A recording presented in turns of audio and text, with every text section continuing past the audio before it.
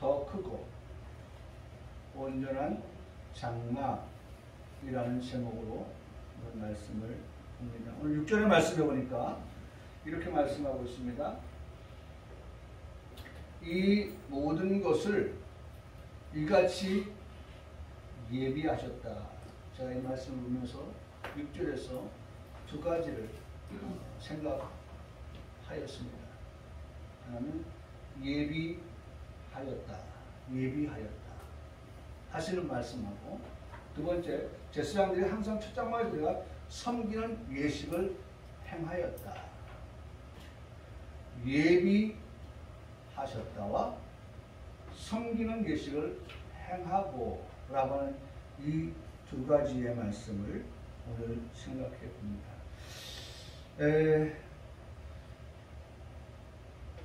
이게 성소입니다. 뜰을 지나면 여기가 뜰이에요. 여기 밑에가 뜰을 지나면 휘장을 지나서 여기가 성소입니다. 그리고 두 번째 휘장입니다. 여기는 없지만 지성소입니다. 지금 우리가 지난 시간에도 말씀을 봤지만 바로 이 성소라고 하는 곳에는 세 가지가 있습니다.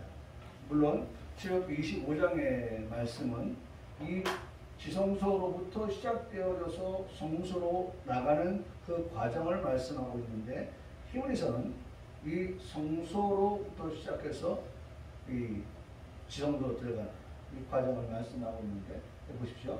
이 성소에는 바로 이 세 가지가 있습니다. 첫째로 이 분향단, 이 지성소로 들어가는 휘장 앞에 놓여져 있습니다. 그러니까 이렇게 분향단인데, 우리가 지난 주에 말씀을 봤던 이 부분을 제가 설명을 한번 드렸었는데, 여기 보면 그렇게 말씀하고 있죠. 1절에 첫 언약에도 섬기는 예법과 세상에 섬기는 성소가 있더라. 예비한 첫 장막이 있고 그 안에 등잔대와 상과 진설병이 있으니 이는 성소라 일컫다. 여기 보니까 상이 있고 떡상입니다. 여기 진설병이 있는 떡상. 그 다음에 뭐가 있어요? 자, 등잔대가 있죠. 등잔대. 근데 지금 히브리서에서는 이 분향단이 어디에 있느냐? 3절에 또 둘째 휘장 뒤에, 둘째 휘장, 첫 번째 휘장, 두 번째 휘장인데, 이 휘장 뒤에 있는 장막을 지성소라고 일컫는데, 여기가 지성소거든요. 성소고 지성소. 지성소라 일컫나니 금향로와 사면을 금에서 언약궤가 있다. 이 지성소에 이 바로 분향단이 이제 있는 금향로가 있다. 이 분향단이 여기 있다. 라고 히브리서는 말씀하고 있는데, 사실은 출애굽기 25장 말씀에 보면 이 세 가지, 이 분향단까지를 포함하여서 성수 안에 왼쪽에는 등대가 있고, 오른쪽에는 뭐가 있어요? 떡상이 있고, 그 다음에 지성소로 들어가는 휘장 앞에는 뭐가 있어요? 분향단이 있다. 라고 하는 것을 우리에게 말씀해 주고 있습니다. 이 세 가지가 바로 성소 안에 빛이 되어져 있는 것입니다. 저는 이 말씀을 준비하면서 하나님께서 우리를 위하여 예비하시는 분이다 라고 하는 것을 다시 한번 생각하게 되었습니다. 하나님께서 오늘 바로 이 말씀 아니겠습니까? 예비하셨다. 이 모든 것을 이같이 예비하셨다. 하나님은 우리를 위하여 뭐 하시는 분이다? 예비하시는 분이시다 라고 하는 것을 이 말씀을 통해서 보았어요. 하나님은 우리를 위해서 가장 중요한, 오늘 말씀을 들으면서 우리 머릿속에, 우리 마음판에 새겨야 될 말씀은, 하나님은 여전히 우리를 위하여 뭐 하시는 분이시다? 예비하시는 분이시다 라고 하는 것을 오늘 본문 6절에 말씀한 이 모든 것을 하나님은 누구를 위해서? 나를 위하여 예비하시는 하나님이라고 하는 사실을 우리가 꼭 기억하고 꼭 명심하고, 전쟁이 여기서 터지고 저기서 터진다 할지라도 우리 마음속에서는 하나님께서 나에게 주신 말씀은 하나님은 이 모든 것들을 나를 위하여 뭐 하시는 분? 예비하시는 분이라고 하는 것을 우리가 놓칠 수 없는, 놓쳐서는 안 되는 그러한 말씀으로 그렇게 신앙할 수 있어야 한다는 것입니다. 하나님은 예비하시는 분이다. 예비하시는 분이다. 오늘 우리의 예배에 하나님께서 준비하시고 하나님께서 예비하신 것이 있음을 믿는 성도들 되기를 바랍니다. 뭐 소문난 잔치에 먹을 것이 없다 그런 말도 있지만 오늘 우리가 하나님의 성전에 올 때에 우리의 마음에 어떤 기대가 있어요? 오늘도 하나님의 성전에 가서 하나님께서 나를 위해서 준비하시고 나를 위해서 예비한 것이 있어서 그 준비하시고 예비하신 것을 내가 어떻게 해요?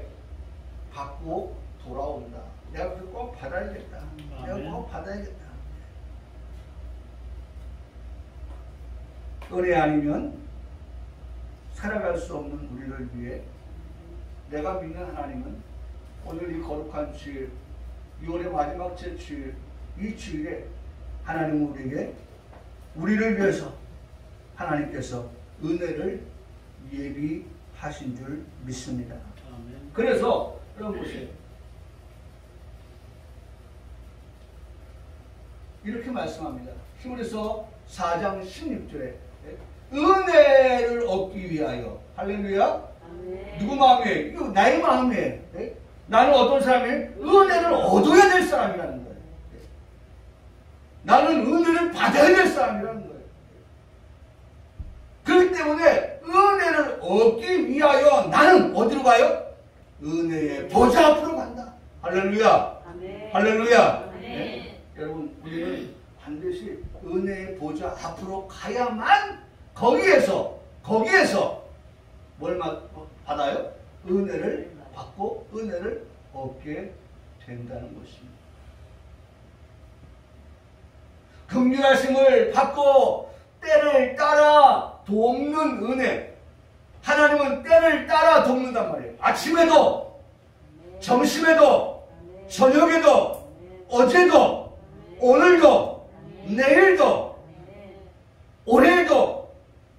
아직 뭐 올해가 이제 한참 가야 될 것이 많이 있죠. 이제 2월달 지나니까. 내년에도, 네? 과거에도, 현재에도, 미래에도 모든 것이 뭐예요? 때를 따라요. 때를 따라. 때를 따라. 때를 따라 돕는 은혜예요.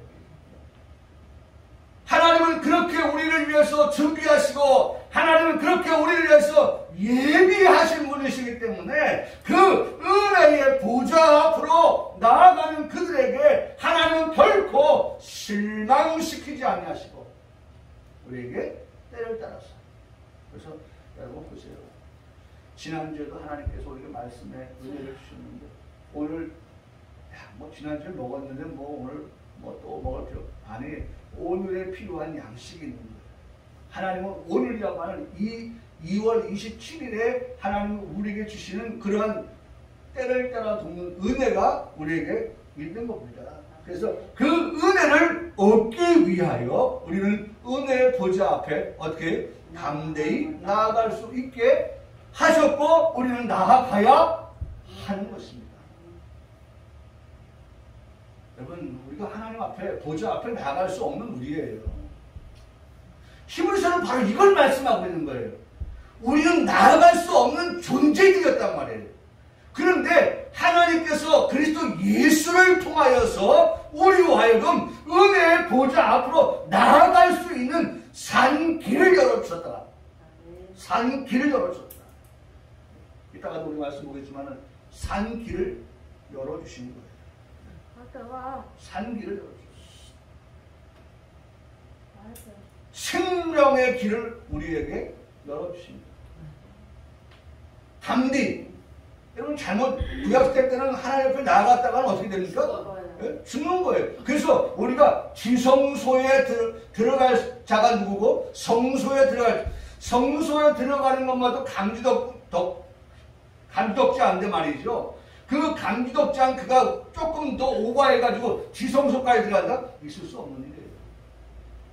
있을 수 없는 일이에요.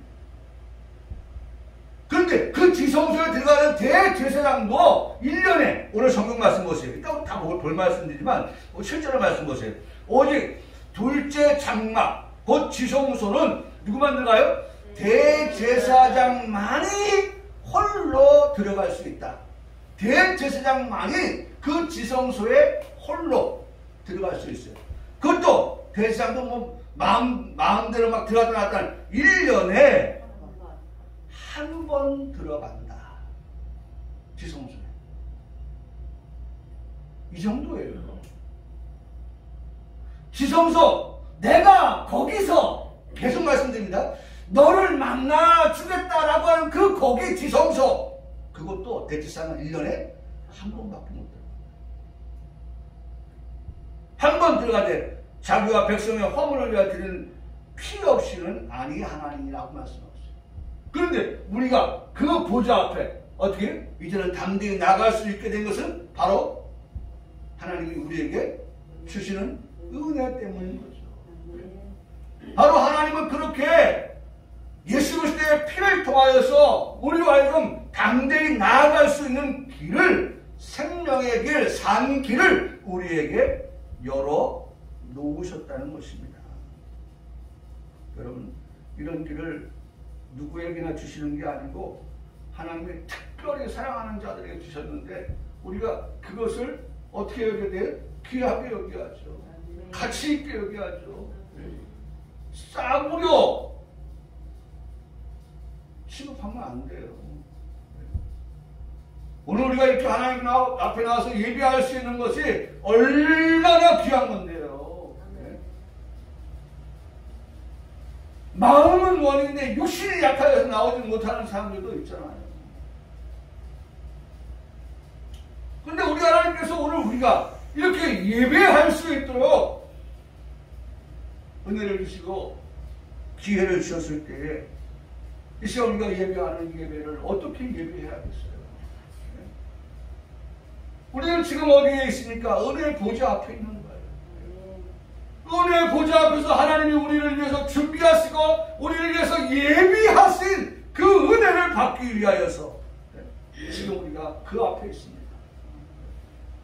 하나님이 이 시간 분초마다 주시는 그 은혜를 하나도 놓치지 않겠다고 하는 그러한 각오를 가지고 예배하는 그들에게 그때 1초의 그때 찰칵찰칵 넘어가는 그때 그 순간에도 주시는 그 은혜를 우리가 받게 되는 것이죠. 이 말씀을 가지고 주일 예배 임하는 성도 우리 모두가 되기를 바랍니다.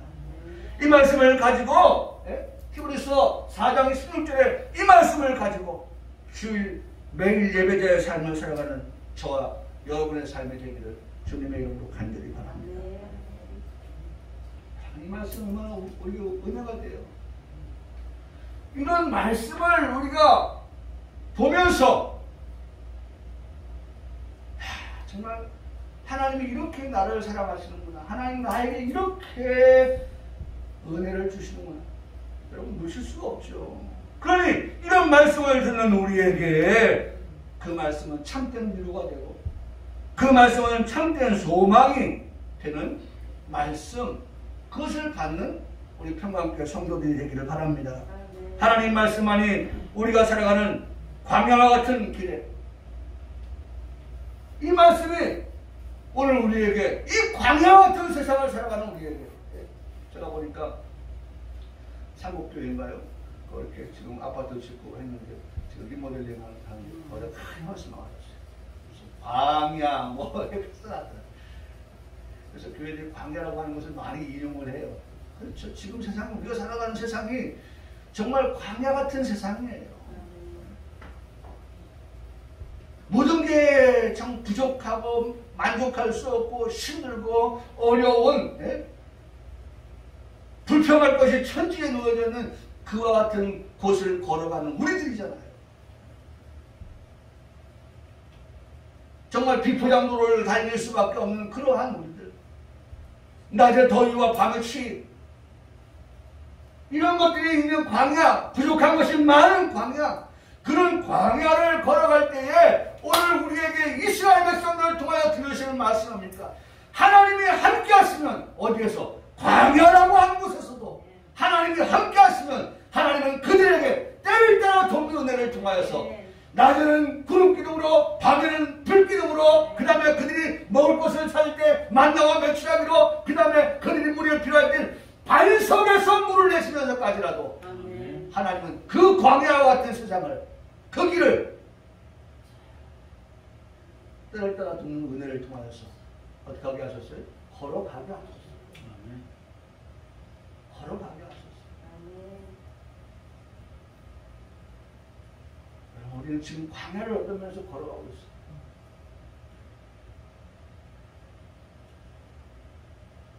힘들고 어려운 그러한 인생을, 그런 삶을, 그런 생활을 우리들이 하면서 걸어갑니다. 그러나 중요한 것은 그 광야에서 우리가 하나님을 만나야 된다는 거예요. 하나님을 경험해야 된다는 거예요. 그 광야에서 하나님을 만나고 경험하고 그 하나님을 체험하는 체험이 있는 신앙.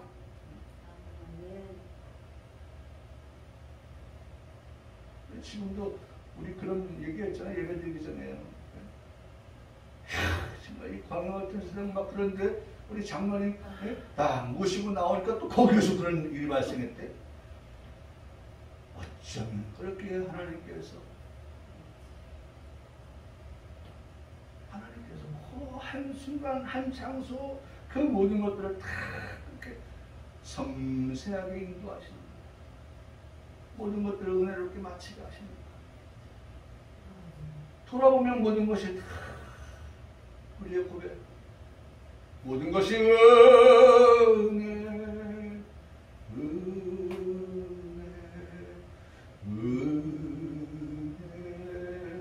한없는 은혜. 내 삶에 있어서 모든 것이 다 뭐예요? 오직 하나님의 한없는 은혜밖에 없다는 거예요. 은혜밖에 없다. 사랑하는 성도 여러분, 그래서 성경 우리에게 말씀합니다. 이 광야의 길을 걸어가는 우리들에게 주의 말씀은 내 발의 등이요 내 길에 빛이.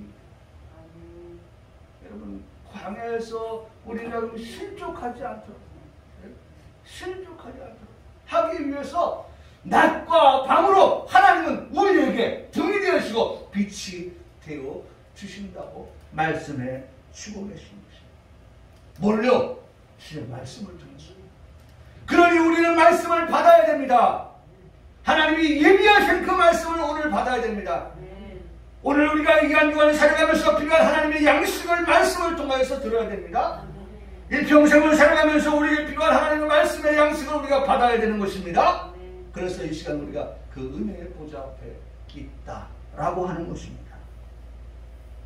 오늘도 지금 이 시간에도 하나님이 여기 모인 우리들에게 은혜 주시기를 원하는 것입니다. 아멘. 다음으로 이 말씀 6절의 말씀에서 제가 느끼는 것은 하나님은 예비하시는 분이시고 하나님은 준비하시는 분이신데 그러면 나는 어떻게 살아갈 것인가? 하나님이 주시는 그런 은혜를 받고 살아가는 내 삶이 어떠한 삶이 되어야 할 것인가? 라고 하는 것에 대해서 6절은 또 말씀합니다. 섬기는 예식을 행하라는 거예요. 뭐 가지고? 예식을 가지고. 섬기는 예식을 가지고 그렇게 행하라고 말씀합니다. 은혜 받은 자로서의 삶을 살아가는 살아가라는 말씀을 우리에게 하시는 것입니다. 여러분, 왼쪽에는 등잔대가 있다고 그랬습니다. 등대가 있어요. 은혜를 받은 자답게 은혜가 충만한 삶을 살아가라고 우리에게 말씀해 주고 있는 거예요. 등잔대가 뭐 하는 거예요? 불 밝히는 거예요. 여기 지성소에 제사장이 들어와서 밤이 되면 제사장이 해야 될 일은 바로 이 등잔대에 불을 밝히는 거예요. 아침에는 분향단에 향을 피우는 것이고 저녁에는 등잔대에 불을 밝히는 것이고 안식일이 되면 떡을 12종 6개 6개씩 놓아야 하는 일을 하는 게 제사장이 하는 일이에요. 그 사명이에요. 아침으로 해야 될 일, 저녁으로 해야 될 일, 한 주간을 시작하면서 해야 될 일.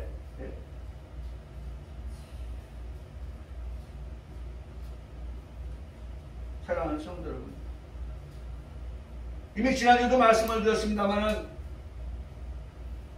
우리에게 예수님 말씀하십니다. 나는 세상의 빛이다 라고 말씀합니다.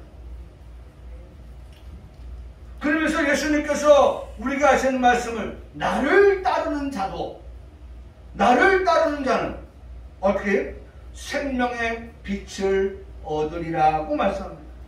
여러분, 오늘 우리가 생명의 빛을 예수님을 따르는 자로서의 생명의 빛을 얻어서 살아가는 사람입니다. 너희는 세상의 빛이라고 말씀했으니 여러분, 너희가 바로 나입니다. 나는 세상의 빛이라는 것입니다. 그러면서 말씀합니다. 너희의 착한 행실을 보고 하늘에 계신 너희 아버지께 영광을 돌리게 하라. 너희는 세상의 빛이기 때문에 너희가 빛을 비춤으로 말미암아서 그 빛이 뭡니까? 너희의 착한 행실이라고 말씀하고 있습니다. 너희의 착한 행실을 통하여서 하나님 아버지께 뭐하라? 영광을 돌리게 하라고 우리에게 말씀합니다. 이 같은 삶을 살아가기 위해서 그렇죠? 뭐가 있어요? 분향단이 있는 거예요. 이런 삶을 살아가기 위해서, 빛된 삶을 살아가기 위해서 분향단, 이 같은 예식을 아까도 말씀드렸죠? 뭐하라? 행하라. 네. 섬기는 예식을 행하라. 자, 빛된 삶을 살아갑니다. 네? 빛된 삶을 살아갑니다. 그 다음에 뭐예요? 분향단에서 향을 피웁니다. 향은 뭡니까? 기도의 향입니다. 기도의 향입니다. 향이 어떻게 됩니까? 올라갑니다. 우리가 뭐가 올라갑니까? 기도가 올라갑니다. 기도가 올라가요. 기도하는 삶을 말하고 있는 것입니다. 기도하는 삶. 성도의 기도의 삶을 말씀하고 있는 거예요. 예수님께서 들려주신 말씀 가운데 우리가 평생 기억하며 시행하며 살아가야 될 말씀이 하나 있습니다. 이거예요. 기억하세요.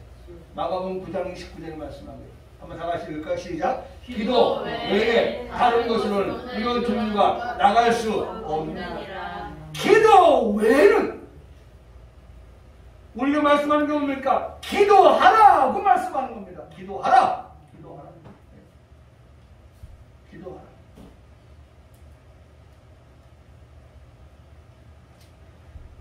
이 말씀이 나오게 된 배경을 보면요, 이런 겁니다. 예수님이 다니시는 곳에 많은 무리들이 모였는데 그 무리 중에 한 사람에게 아들이 있었습니다. 그 아들은 어릴 때부터 말 못하게 하는 귀신이 들려 있다고 하였습니다. 귀신도 역사를 하는데요, 어떤 역사를 하냐면 죽이는 역사를 해요. 귀신의 역사는 죽이는 역사, 성신의 역사는 살리는 역사. 귀신의 역사가 이 아들을 자꾸 거꾸로 들입니다. 거품을 흘리게 합니다. 이를 갈게 합니다. 네? 나이 갈수록 팔이 해져 간다. 병들었으니까 이제 네? 먹지도 못하고 뭐 이래가지고 점점 네? 피골이 상접해져 가는 것이죠.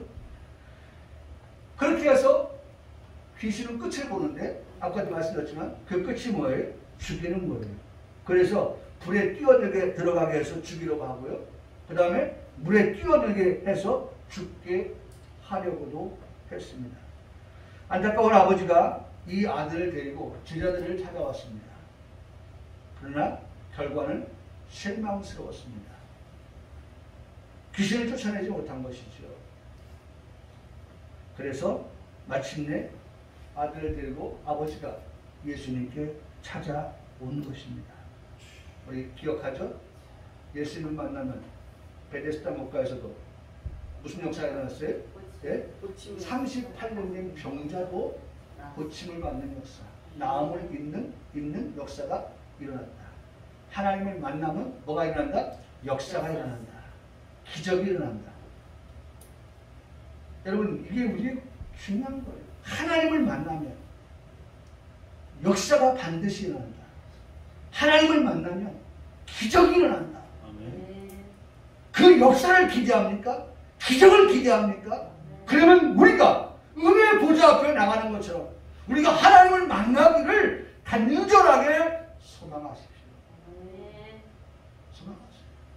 그 어느 때든지, 지금 이 시간이든지, 이 시간 예배를 하고 나서든지, 어느 때든지 우리의 삶 속에서 그런 하나님을 영접하여, 뭐 우리 이미 영접하여 있는 사람이지만 우리가 늘 고백한다는 거예요. 내 안에 주님 계십니다. 내 안에 주님 계십니다. 그러한 고백을 하면서, 그래 거기에 기적이, 거기에 역사가 일어나게 된다는 것이죠. 마침내 예수님이 찾아왔어요. 아버지가 보인 반응입니다. 좀 이 아버지가 보이는 반응을 우리 성도들도 기억하고 한번 써먹었으면 좋겠어요. 적용을 해봤으면 좋겠어요. 절박한 마음을 가지고 예수님께 찾아오는 이 아버지가 예수님께 이런 고백을 합니다. 첫 번째, 예수님, 저와 제 아들을 불쌍히 여겨주십시오. 첫째는 불쌍히 여겨주십시오. 불쌍히 여겨주십시오. 두 번째, 도와주세요. 지푸라기라도 잡고 싶은 아버지의 심정입니다. 이 아들을 고치고자 하는 아버지의 심정이, 아버지 예수님 좀 도와주세요. 아멘. 첫 번째, 불쌍히 여겨주세요. 두 번째, 도와주세요. 그 다음에 세 번째,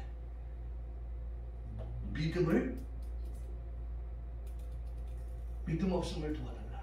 믿음을 달라는 거야. 믿음을 달라. 제게 믿음을 도와주세요. 믿음을 도와주세요. 끝으로 내가 믿습니다. 내가 믿나이다. 라고 그렇게 고백하는 걸 듣게 됩니다.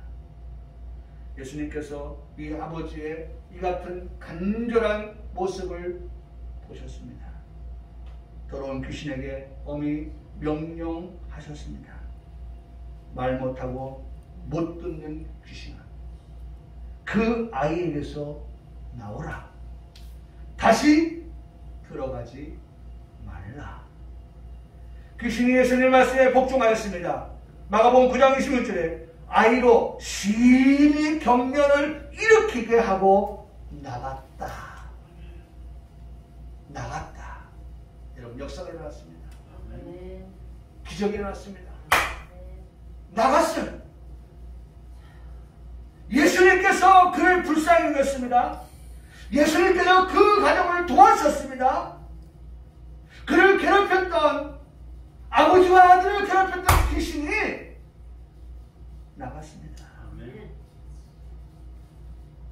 중요한 말씀을 드려야 하는데, 제자들이 이 결과를 보고 예수님께 찾아와 물었습니다. 예수님, 우리는 어찌하여 능히 귀신을 쫓아내지 못하였습니까? 그때 예수님께서 하신 말씀입니다. 제자들의 그때 예수님께서 하신 말씀, 바로 이 말씀이에요. 너희가 귀신을 쫓아내지 못한 것, 다시 한번 생각해봐. 기도.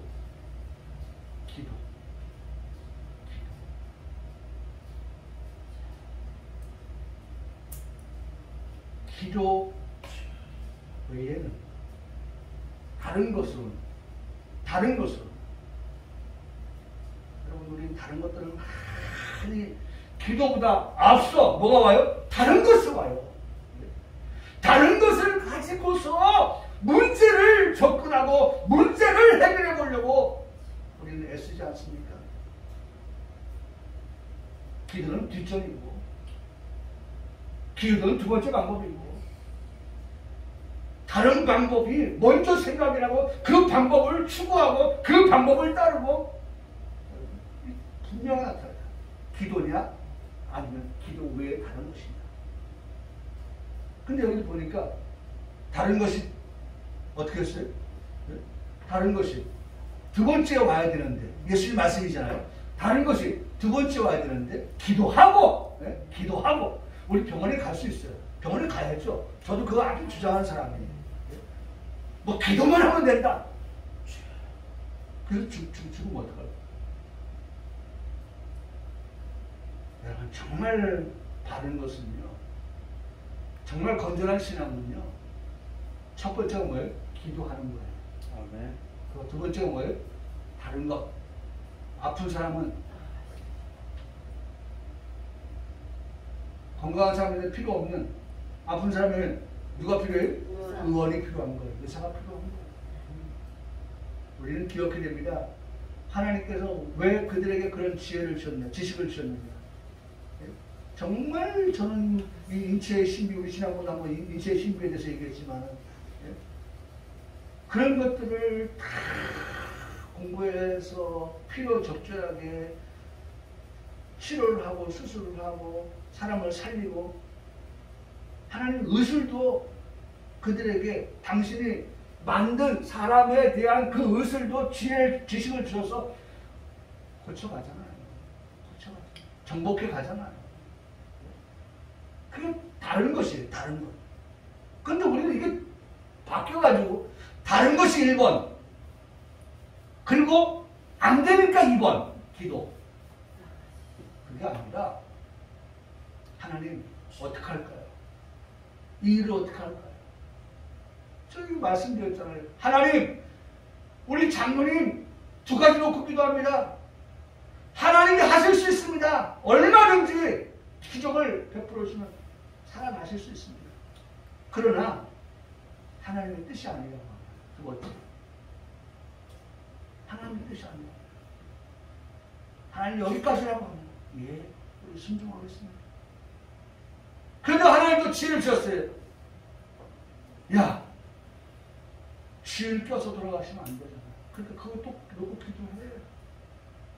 하나님, 목요일날 돌아가시면 목, 금, 토. 아, 그것도 괜찮은데 주일날 바꾸잖아. 주일날 안 꼈으면 좋겠어요. 하나님 언제 일지 모르겠지만 하나님 임종까지도, 하나님 그 날짜까지도 하나님 주장해 주세요. 그 수요일날 수, 목, 금, 토요일날 하루씩, 주일날. 여러분, 이런 모든 것까지도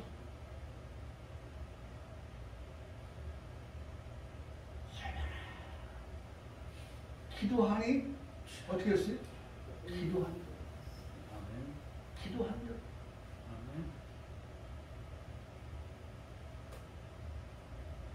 그 과정은 어때요? 그 과정도 다 기도하는데 삐뚤어진 거, 깨어진 거, 그런 거 바로 놓고 바로 고쳐주시고, 그런 시간을 36일 머물러 계시면서 우리로 하여금 그런 모든 것들을 다 바로 잡을 수 있도록 기도하니 그런 모든 것들이 다 바로 되었어.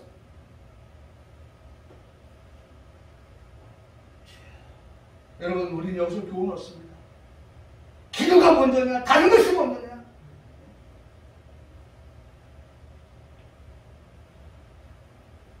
이것이 섞여버리면 안 돼요. 기도 외에는 이라고 말씀하신 예수님의 제자들에 대한 그 말씀을 우리가 들으면서 우리 역시도 뭐가 우선이어야 돼요? 기도가 우선이에요. 아멘. 기도할 때 하나님께서 지혜를 주셔서 다른 것도 우리가 해결할 수 있는 방법, 길을 열어주신다는 거예요. 아멘. 제자들이 그렇게 말씀하셨어요. 제자들이 얼마나 놀랐겠어요. 제자들이 얼마나 당황스럽겠어요. 이야, 정말 내가 접근할 때, 이 문제를 향하여 접근해 갈 때 나는 과연 기도하고 접근했는가? 기도하고 접근. 어떤 일을 시작하려고 할 때 나는 기도하고 이 일을 시작하고 있는다. 내 경험을 앞세워서 먼저 하고 있지 않는가? 내 지식을 가지고 앞세워서 먼저 하고 있지 않아요. 제가 임플란트 할 때도 우리 치과 원장님 자기 기술과 경험이 있잖아요. 근데 그 기술과 경험 갖고 안 해요. 먼저 목사님 기도하시겠습니다. 기도하고. 여기 영광 한의원 원장님 목사님 있잖아요. 저도 한 번인가 두 번 갔는데 기도하고 자기의 가지고 있는 학문을 바탕으로 해서 접근하는 게 아니라 먼저 하나님께 기도하고 그리고 자신이 가지고 있는 경험도 자신이 가지고 있는 지식도 자신이 가지고 있는 그 모든 백그라운드를 가지고 다 하는 거예요. 사랑하는 성도 여러분, 저는 기도 외에 다른 것으로는 이런 종류가 나갈 수 없다고 하는 이 말씀을 보면서 우리 성도들이 믿고 그렇게 고백되어지는 우리 모두가 되기를 바랍니다. 정말 우리도 그렇게 믿고 그렇게 고백하면서 기도를 우선으로 여기는 그러한 우리 성도들. 금요일의 시간에 찬송가 370장을 부르고 기도 제목을 가지고 기도했습니다. 거기 보니까 주 안에 있는 나에게, 주 안에 있는 나에게. 1절 가사에 근심을 기도의 제목으로 삼고 말씀을 드렸습니다. 근심이라고 하는 것이 불신자에게만 있는 것이고 신자에게는 없는 것이다 라고 할 수 없지 않습니까? 근심이라고 하는 것은 신자든 불신자든 할 것 없이 모두에게 있을 수 있는 것들이에요. 현재 우리 주변에 일어나고 있는 근심이 있습니다. 바이러스로 인한 감염병의 확산이 속도 있게 내 주변을 어슬렁거리고 있는 것을 보고 있습니다. 비대면의 삶이 끝이 언제일지 알 수 없는 삶을 우리가 살아가고 있습니다. 가장 가까이에서 확진 판정을 받은 것을 보고 위기를 느끼기도 합니다. 다음은 내 차례가 아닌가 하는 근심이 있게 되는 것입니다.